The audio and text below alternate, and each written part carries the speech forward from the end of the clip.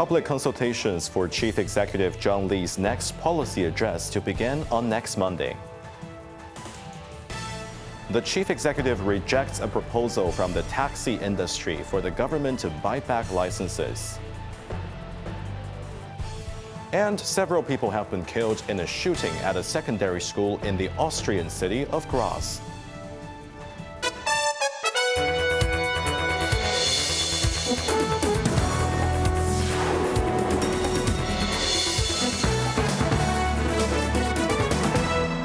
Good evening. You're watching Cable News. I'm Jeremy Zhu. Public consultations for Chief Executive John Lee's policy address will begin next Monday. Making the announcement, the city's leader said this year's address will be delivered in September due to the Legislative Council general election, which will take place at the end of the year. 提前展開今年嘅施政報告公眾諮詢。 Speaking to the media before the weekly meeting of the Executive Council, Chief Executive John Lee said he takes the communication and interaction between the executive authorities and the legislature very seriously and therefore needs more time to listen to the views of the public and different sectors. Advancing the date of the policy address was necessary before the term of the Legislative Council ends, Lee added. For the public consultation, Lee and his team will attend over 40 online and in-person sessions, including 2 district forums, to gather diverse opinions. Lee stated the policy address will focus on boosting the economy, pursuing development, and improving livelihoods, while also considering how to enhance Hong Kong's existing strengths, capitalize on opportunities, and manage risks. Lee also announced grand celebrations for the forthcoming 28th anniversary of the SAR's handover on July 1st. MTR will give away 71,000 single-journey tickets through a lucky draw. Winners can use the free tickets on selected routes within 6 months. On the 1st of July, children aged 3 to 11 can ride the Airport Express for free, while seniors aged 60 or above get half-price tickets. Commuters can take the Star Ferry between Tsim Sha Tsui and Wan Chai at no cost on July 1st. Vouchers for free tickets will be given to those taking 5 other routes operated by New World First Ferry and Fortune Ferry. Tram rides will be free for the first 3 days in July. Additionally, facilities run by the Leisure and Cultural Services Department can be used by residents for free. Wetland Park, M+, and the Hong Kong Palace Museum will offer free admission. Ocean Park, the Ngong-Ping 360 cable car, and the Peak Tram will also provide special promotions. More than 1,000 restaurants and shops are celebrating Establishment Day by dishing out discounts, Lee said. Chief Executive John Lee has rejected the taxi industry's call for the government to buy back taxi licenses to compensate for losses as ride-hailing platforms continue to impact their business. The city chief stressed that public funds must be used carefully, noting that taxi licenses have long granted the industry exclusive privileges. Cheryl Yuan reports. The value of a taxi license has depreciated considerably, dropping over 70% in the past decade. Industry representatives argue that legalizing ride-hailing could further harm their business and urge the government to buy back the license for $5 million. The document, which was worth more than $7 million in 2009, is now valued at around $3 million in recent months. 任何動用公帑必須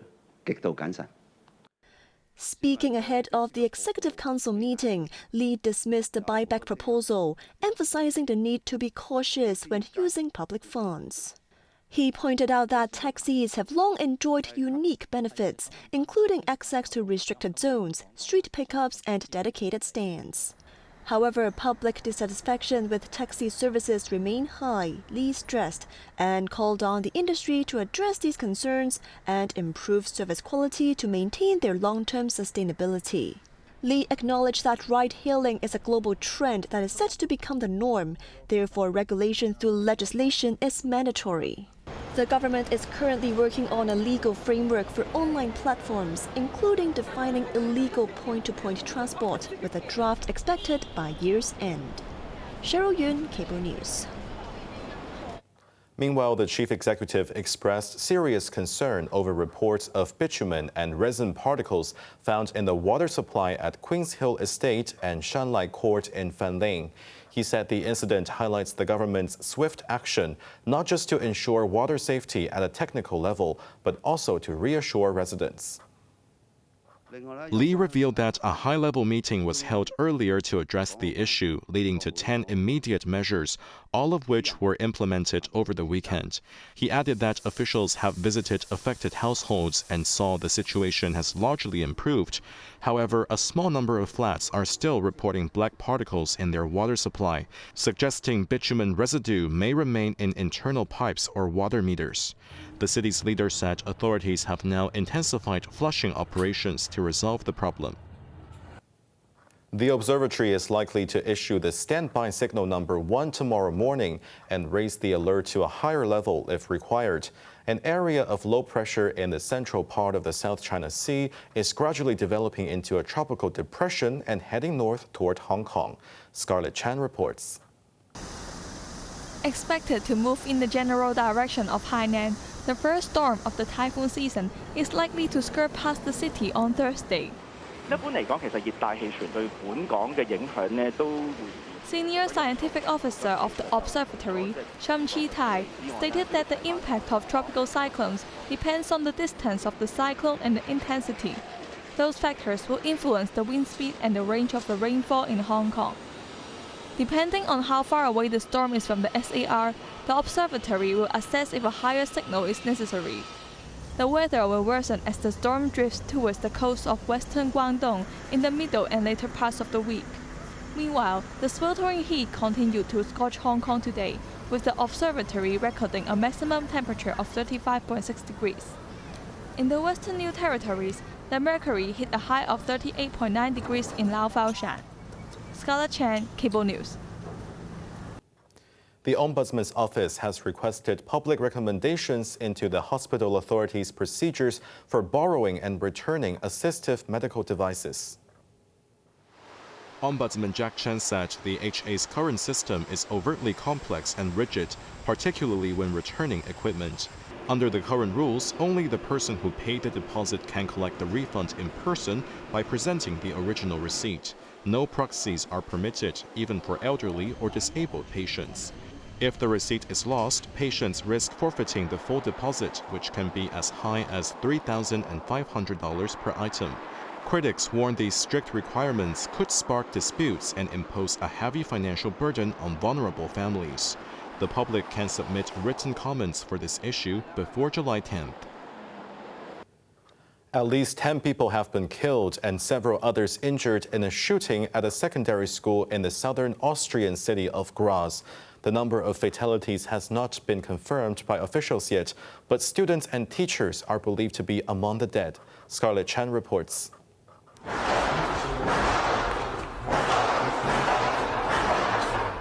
Multiple gunshots could be heard at the Dreiersutzengasse High School in Graz.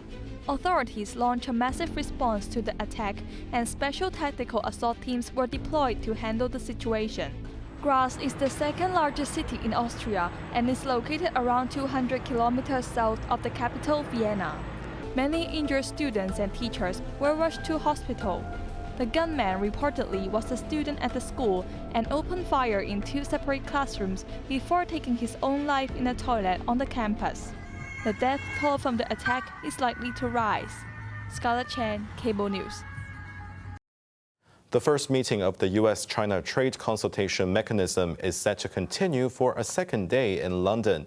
President Donald Trump described the talks as productive, but noted that dealing with China was not easy, while Chinese officials have not yet released details about the discussions. Cheryl Yun reports. The first day of U.S.-China trade talks lasted over 6 hours at Lancaster House in London. Leading the Chinese delegation, Vice Premier He Lifeng left the venue without commenting on the discussions or their progress. Meanwhile, U.S. Treasury Secretary Scott Bessent and Secretary of Commerce Howard Lutnick said they had a good meeting which included fruitful discussions. This marks the second meeting between U.S. and Chinese trade officials since their talks in Geneva last month. At the White House, President Trump said he was receiving only good reports about the discussions, but emphasized the complexity of negotiating with China, stating that China is not easy. We want to open up China, and if we don't open up China, maybe we won't do anything, but we want to open up China. It'll be a great thing for China, a great thing for the rest of the world. Look, China has been ripping off the United States for many years. Nobody charged them 10 cents. No president had the courage to charge China for whatever reason.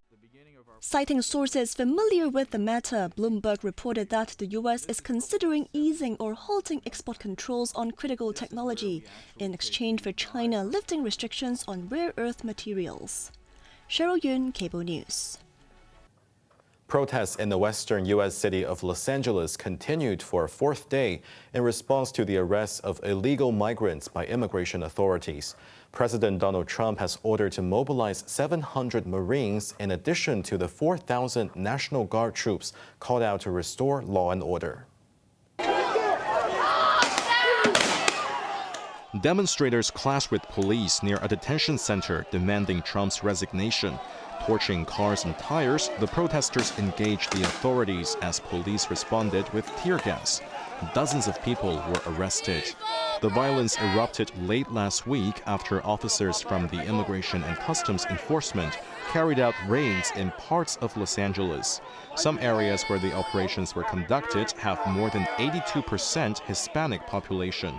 Protesters shut down a major freeways, and there were reports of looting in parts of America's second-largest city. Trump blamed California Governor Gavin Newsom for letting the situation spiral out of control. Look at the job he's doing in California.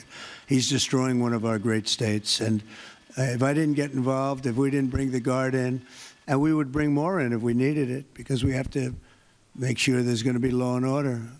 In response, the state of California has filed a lawsuit against Trump, arguing that deploying the National Guard and Marines violates state sovereignty and escalates tensions. I, in partnership with Governor Gavin Newsom, are suing President Trump and asking the court to set aside the president's unlawful action federalizing the California National Guard. We don't take lightly to the president abusing his authority and unlawfully mobilizing California National Guard troops. Los Angeles Mayor Karen Bass accused the federal government of treating the city as a testing ground.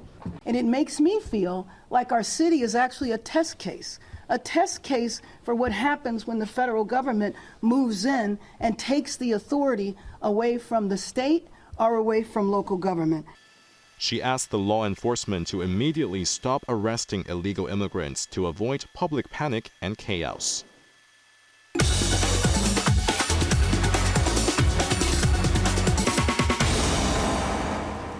Now let's take a look at the stock market. The Hang Seng Index ended the day down 18 points. Top active stocks of the day: Tencent was down $4.50. Meituan was down $4. Xiaomi was down 70 cents, and Kuaishou was down 90 cents. Onto the weather now. Overcast with sunny intervals and a maximum temperature of around 33 degrees tomorrow. Winds will get stronger as a tropical depression moves towards Hong Kong. Showers will intensify in the latter part of the week. Now let's take a look at the weather around the world.